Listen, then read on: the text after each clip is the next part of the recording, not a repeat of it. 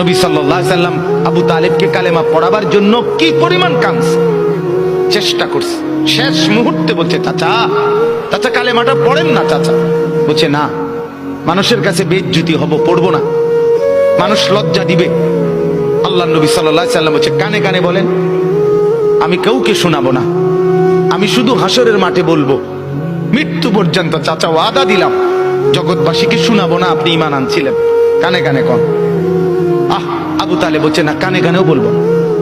এবার নবী বলে চোখের পানি ফেলতে ফেলতে, চাচা এমনও কইতেন না তো, ঠিক আছে চাচা আমি কালেমাটা পড়ি, আপনি শুধু ঠোঁটটা নাড়েন,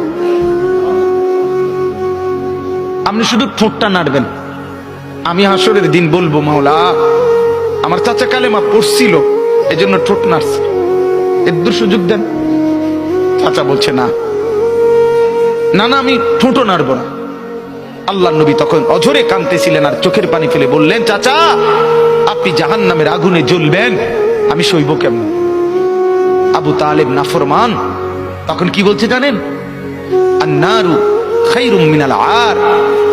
মুহাম্মদ, মানুষের কাছে লজ্জা পাওয়ার চাইতে আগুনে জ্বলা অনেক ভালো।